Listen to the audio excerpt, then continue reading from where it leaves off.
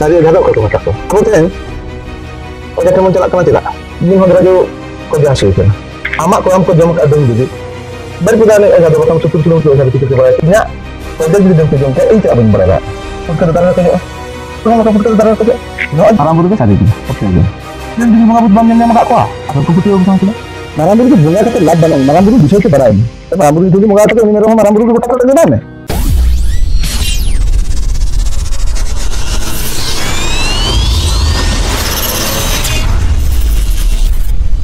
sanam ko nyeliya boha misi ko johar ingil undra mande GNRC pasta तरफ को sanam ko sagun daram tehen do kukli ko doho ka sari oja do ko mata ko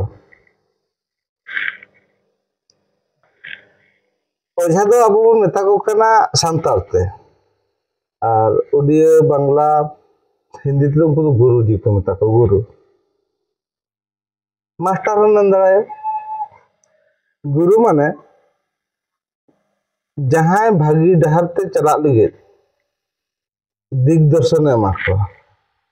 मानमी भागी डहर ते चला लगे this this डहर दिखाओ को उन्हें को मताय ओझा अब तेन ओझा ठमन चला कना चेदा dan jugin bonga but kate je abo bada dan jugin bonga but ko jome leya ona kate abo oja themon chala bakan guruji themon chala to uni oja abo mane abon oja themon chala lenkan dan jugin bonga but then kon in rokhe nyama to onde bin nyele ad unku chikai ako min hondra jo kok jasi kana to oja tem chalana sunum khadi kiya oja che liya me je babu banga amak koram ko jom to amak koram ko jom ka dong judi bari pudane oja do bakam 70 kilometer oja do tikete barai ke je amak kolja den ko jom amak kolja to amem barai kiya den ko jom ke tiam to raje inyak kolja ing ko amasin kana oja ling kana ko kolja den ko jom kat to okoy barai cing kana oja 70 kilometer sange ni oja barai cing kana nyak kolja den ko jom to kukli tan kana inya kolja jidi den ko jom ke ing cira buñ barai da ing te barai dorkar kinya je noa kolja ko jom ke tinya mate den to ona ko do ere katha kana धरती रे जहाना balm ñel ñama ona dalam petiyo ona ko meta अंध विश्वास अंध माने चेत काना अंध माने balm ñel kana balm ñel का ona विषय ते बाम बडाया आरो ona विषय petiyo kana ona ko meta अंध विश्वास उदाहरण बखान कथा रे साब का मतलब जे पुटके बई ñel का को तिसु तब आर्मी हो चे लिंग कना पुटके दो दारे को जो तारे बन लगा ओकान तारे हिं पुति ओका हित मंदल गम लका पुटके दो दारे को जो नो अजे विश्वास आदो पुतियो आदो ओना द आमगे ओना गते अंध विश्वास तो ओना जिनिस ते ओना विषय ते बाम बडाया बाम नेलका आरम विश्वास कना ओना अंध विश्वास बडायाम का खम जेल नाम बडाया बडायाम का जे कोनो जहाना am बडाया इन तहन नेल का हाथी नेल का को तो हाथी विषय ते बडाया नेल ले नाम बडाया तो पुटका बाम नेल का को पुटका विषय ते चिकते बडाया दा तो नेल में जिनिसटा नेल कते ते नाम बडाया दा आ बडायलन परे ना विश्वास में और बडाया दालम विश्वास नोडे को ले को जो राम मेनाया शिव शंकर मेनाया ब्रह्मा मेनाया कृष्णा मेनाया ईश्वर मेनाया गॉड मेनाया अल्लाह मेनाया नुकु कुरी को बाबन जम दाव कना चला तो नोडे खन बडायो कना जे नोआ द चेत खेल मेना सारी कथा द बांग सारी माने सत्य माराम बुरु दो सारी गया सत्य गया उनी दो नेल नामक कना आ नेल नामक को पुतियो am dan jugil bonga but bam nail नामक को आ उनको पुतियो को कना चला धरो जो कहीं धरो जो अब बन लिया क्रिस्टान रे ईश्वर ले आको ईश्वर गज कते ए बांचा हज इले गंके गज कते मा रापा के में तोरे जना तो पाके में kan को हासारे मेसा ना उनी चला कता रे बांचा जुदी बांचा kan kan nyam ko nyam ko banga ᱤᱧ ᱩᱠᱤᱱ ᱞᱟᱹᱭᱟ ᱚᱱᱟᱜᱮ ᱵᱤᱥᱥᱟᱥᱟᱜ ᱢᱮ ᱤᱱᱟᱹ ᱟᱢ ᱫᱚ ᱵᱤᱥᱥᱟᱥᱤ ᱦᱚᱲ राम अरे बाबा राम देखो इन विश्वास तो बांग नमा बांग बड़ाया कणा हल लका विश्वास अंधविश्वास को डन जुगिन बंगा भूत बांग नाम का आरम मने मेना को तानागे ओनागे अंधविश्वास तो माराम बुरु दो नामो का माराम बुरु माने इंडिया सारा माराम बुरु माने ज्ञान और माराम बुरु माने धरती वर्ल्ड धरती ओत नेल नामो कना सिंचा दो नेल नामो कना हवा नेल नामो कना बुझो कना सिंचा दो सितुंग बुझो कना दाग मेना ओगा दारे नानी मेना नुआ को सनामा को मिद कथा ते बुरु उनकुआ दया दुलार तेगे अब दो मेना बोना माराम बुरु दया दुलार तेगे तेन जीव जियली बंचा मेना को प्रत्येक का जीव के माराम बुरु मेनाया तो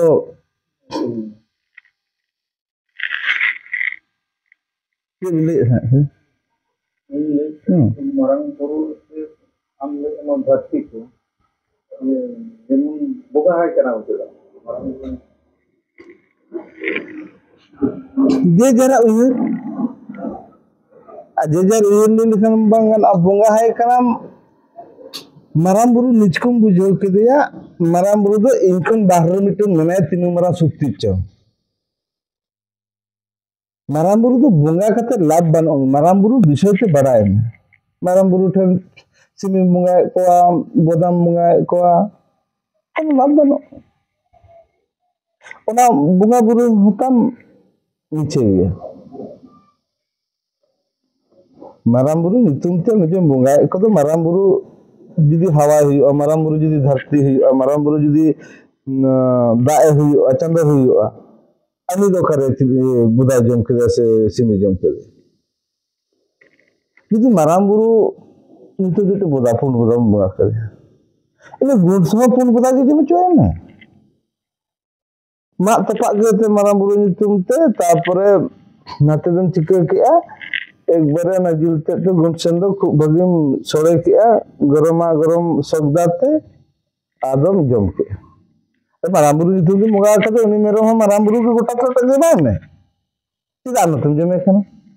ना को तो अब आदत पात ये पुरको खना आदत जे अब मुचना टेस्ट हुई जे अब माराम बुरु नितुम ते नवा बन नोकाते आर बन खाओ इले हम करी सदना कना कई विषय थे बम बड़े आरम कई साधना कना आरम कई साधना कांते मोहा पदारम चला कांते मिट हो गइलन पुरे ओने मंतारे आम ते गजम सेरेनी आ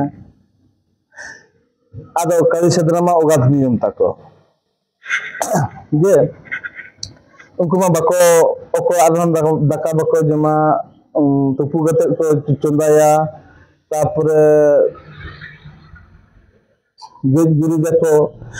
नवा को करते के प्रत्येक दिन के उनको डिप्टी को तुपु बस्ता करते दाका टुकु जटे दाथाने 10टा 12टा जमे जुदी कारी साधना करते जिते मन टीवी ना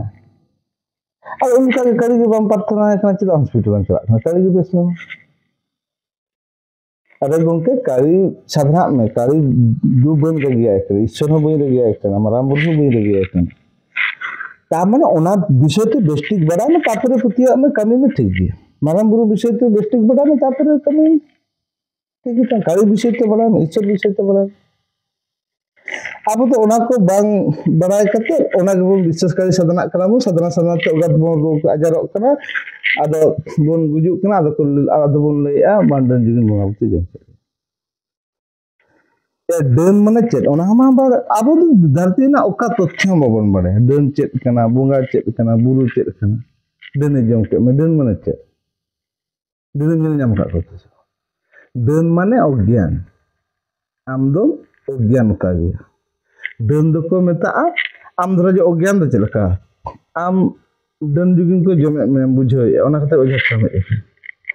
ओझा ठन सुनुम सकम रे खड़ी केते लिया में बाबू आम दको चारण का में आम तुमते बोंगा को भेजा का आमा कलजा को जम का ताने नो जे बुझो के दो नो लिया में दो एक्चुअली आमा डन जुगिन बोंगा बुत खाना रे नुरु कन ओना खाना खन रकाबो लगी की उनी चिरदी रकाब में लगी की चेष्टा के उनी मा ओंडे चे रकाब आर डन जुगिन बोंगा बुत खाना रे ठला चुडु का चे लगा की ठला चुडु का में नो जे डन आम के ओझा ठन में देखन डन जुगिन ठन खन फरचा और डन जुगिन ठन को मुक्ति लगी की तो ओझा ठन में देखन उनी की मुक्ति दा में उनी में तावी मेताम कना मा खोल जा डन को जम का चारण को में को मान का में को पत्री आमा नितुम ते नका को कमी अथाने उनी मा ओकारे मुक्ति मा में डन जुगिन को ताहु ना खाना के ठला जुल के में से और उनी चिदा ठला जुरे में आज बाय बड़े नो विषय ते ये मनोविज्ञान पढ़ा मनोविज्ञान ले चे आम उनी डन जुगिन को उनी बाय वार दा में उनी हो कमी आचेदा आज हम बार पीछे नाम आया संसार लोग के चलू लगी नवा को कथा और आज हो ज्ञान के बारे आज में आज हो सिदाय खन नवा को चेक का पचे ओना डन जुगिन तो सारी के मना को दते कथा रे लई आम मिटम बाबा जी लिया में बाबू आमा मनस्कामना पूरण लगी मन मने इच्छा पूरण लगी ओना बाड़े दार रे पेखी सुतम तल टका इनका आमा जतना जीवन रे मनस्कामना पूरण और पेखी सुतम तल टका में और 200 टका हो भेट हिसाब ते ला 10 टका 10 टका तो हम चला नाम खुशी नाम नोडे बाड़े दार रे पेखी सुतम तल लेखान 200 टका 10 टका इन जीवन रे मनस्कामना जतना पूर्ण हम खुशी आज खुशी ना जे 200 टका नाम के ताले आरे बाबा जी खुशी ना नहीं मनमी ही खुशी तो ओना खातिर के नवा दो हुयो कना एक्चुअली ओना तल कते कमा जीवन रे मनस्कामना बखान आशा पूर्ण मिनहर कैंसर कना टीवी कना इना इच्छा तीन तना बाड़े दर रे सुतमी तो लखन के बेस तो प्रत्येक कथा के जहां ले आ साधन दानम विशेष ओना कथा तुले चेत में ओना कथा तुले में कथा हो तुले को उनका ज्ञान ताहलन तम ना ओना को कथा तुले दा और बखान ते मिटे धरो जो गिनती दुकान है एकन को ट्रेन को शॉक को अखरिन दो उन लियाम कना ए बाबू ओना माला दो हता में सोना खाना 10000 टका दाम 3000 टका ते मा आम सोना विषय ते बाम बारे आम ले 10000 टका ना थाने 3000 टका ते नामे कने हतावा तो आम नोडे बाम तुलो लेते जे उनिया कथा जे सारी गे नोआ की सोना कन और नुई की सारी कथा ले तो ओना सोना कन खान चिदा निन कमते एमो कना तो नोआ को सोना विषय ते ज्ञान तान तम विषय दो ओना दम तुबे जुखा कथा आज नोआ को ज्ञान बन अंतमा आया कथा ते गे सोना मेनते हताव के बरसिंग न हरो के पुनेना आदम ठोकन जीवन रे नोका नुन शिक्षा मेना ओना तिन लेया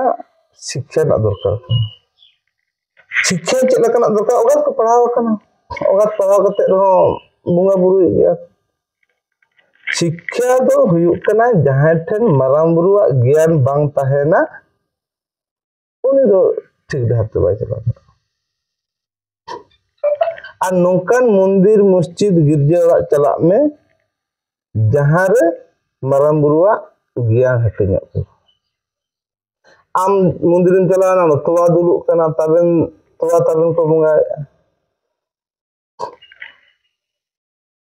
आम चलाना ओकरे मस्जिद अल्लाह नितुमते ओगात लुंगी को दाने चादर कना गिरजा आम चलाना ईश्वर नितुमते ओगात कैंडल को दाने मोमबत्ती प्रार्थना पे ईश्वर मनाया ईश्वर दिखाओ को गना कोनो नोडे ईश्वर मनाया गे न गोय कते रह बंचाव खन ओना विशेष में न विशेष हो अरे बो गोजना चाबायना कोनो अत्ता तता बानो ने नोआ जीवन दो उडी को मा नोआ जीवन समय दो उडी मूल्य बना तेनेम गोयना चाबायना रपा के में को तरे के में कोनो अत्ता तता चेत ह बानो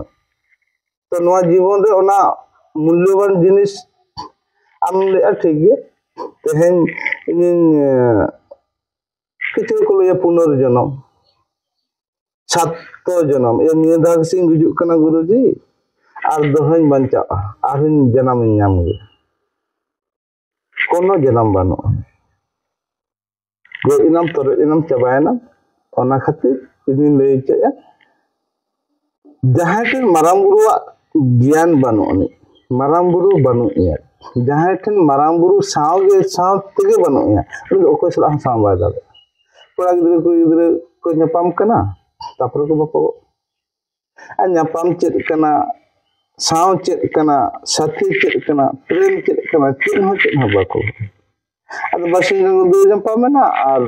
बासिन माम पर को बापा को मा बिचित तक में चला ओना कोते प्रत्येक हरटे नोआ दरकार कना माराम बुरुआ ज्ञान माराम बुरु के इन माराम बुरु के साव बानो या आदमी हर साव चिकते एंदा जीवन रे माराम बुरु साव गे बानो निचकु के निजे गे माराम बुरु साव बानो या आर एटा हर चिकते साव एंदा ओना खातिर माराम बुरु ज्ञान हति दरकार कना आर बकना अनोका ओना बारबारिन लैया नोकान मंदिर आलोतमा जहां रे नोकान गिरजा आलोतमा जहां रे माराम बुरुआ नोकान जहां रे आलोतमा जहां रे माराम बुरुआ ज्ञान बानो माराम बुरु ज्ञान बाहते नोकाना मंदिर चला में नोकाना गिरजा चला में नोकाना अल्लाह ठन चला में नोकाना जहां रे चला में जहां रे माराम बुरुआ ज्ञान हतिया तेबना सठिक जगह और ठीक धारते ताम दरा नोकाना कथा के ओगात मेना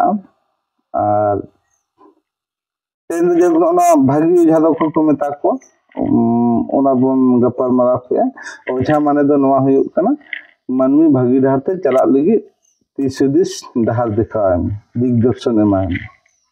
और भावता कथा रे आलम रे देन जिगिन बंगाबुल तो चिली बनो को कोनो ईश्वर टीश्वर बनो को ईश्वर दो आमगे और भगवान आम ठन गे ओना सोना मेना आम ठन गे ओना हिरेमुदी मेना आम गे उनी लकम हुई दा आम ठन आशा मेना ओना आम ठन ओका हिरे मेना दो ओका सोना मुदी मेना दो ओना दाम दो ओगात मैला और लसते और येतम दपा लखा आदम लिया इनकम पचे बाहर रे को सृष्टि करता मेना उनी ठन इन्या दुखिन दे उनी ठन नी लेखने गाना तिन निज को उड़ी बोंगा बुरु लका तहन से निज को राम लका तहन निज को ईश्वर लका तम निजे ठगे ना ईश्वरता द मेना निजे भीतर रे बाहर रे पंजा दो बाहर रे मंदिर रे मस्जिद रे गिरजा रे जहर गार रे बानो निजे ठन ओना ईश्वरता द मेना ओना ईश्वरता जपी रखा ओना ईश्वरता उन लसतम दपा लका दो ओना लसत गेट छड़ा में ठन नेल ओना ईश्वरता उडुगो उनको हूँ नौका को जन्म लेना तेन जहाँ अब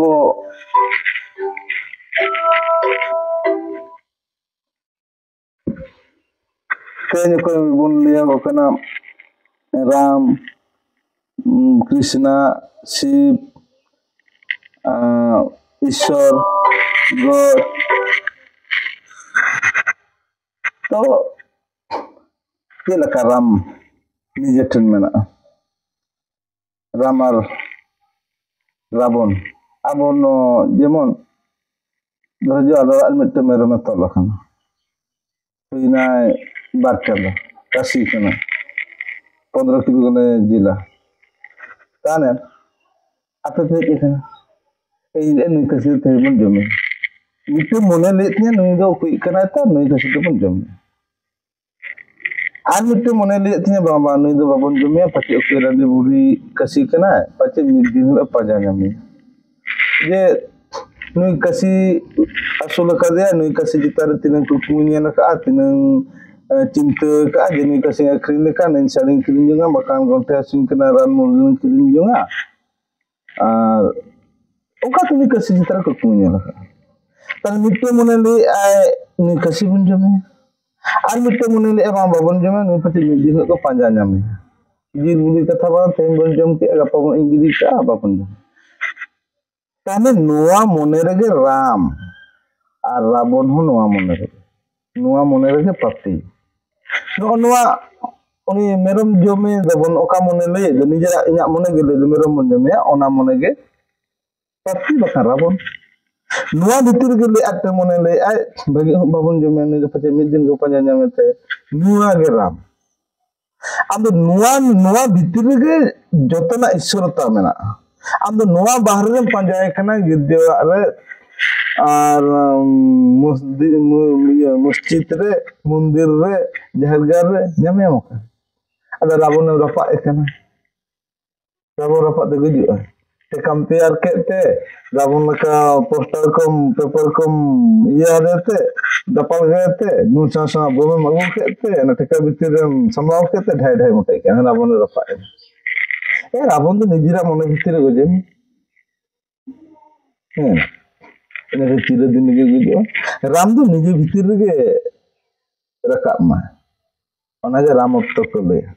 in hole anjomet tan onde dikun kirtan ya ram ram hare hare hare krishna krishna krishna bar ninde ado dosale meta kana ya peram tal do mai kote towa de penyam ke ram ram towa kan to ninde जिंदगी रे राम लखा balm तहन राम नाम सत्य है राम नाम सत्य माने चेक सत्य माने टाका पैसे धन दौलत गिद्रे कुड़ी हपन लोभ लालच बाम तहन तीन ओना दो सत्य को मत रामा जीवन रे चेक हुई लेना दे राम दो को राम दो सत्य नहीं प्रतीक उनी ठेन कोनो टाका पैसा सोना हसा लोभ लालच चेक न बनो जुदी राम ठेन तेन ओना ताहे कथे उत्तर प्रदेश युद्ध गोटा जो रामायण को पढ़ाओ जे 14 वर्ष वनवास चलावे ना उनी में राजा हपन कना दशरथ तो हपन कना तने उनी मा ओने आइन दूर ने में मारा हपन कना चिदा 14 वर्ष वनवास चला तने आज भागे नाम क्या समा ले ना नाम क्या तने क्या चला 14 वर्ष अरे ओना हंसा टसा पका टका करे चेन हम लोग के बनो उनते ओना आज ठन दो तुच्छ हो गया जिते भी आर हम पढ़ाओ का अब श्रीलंका अरे रावण और राम की लड़ाई अको हरा कना रावण हरा उनु मरान धन संपत्ति और श्रीलंका में सोनाते के पेरे लेना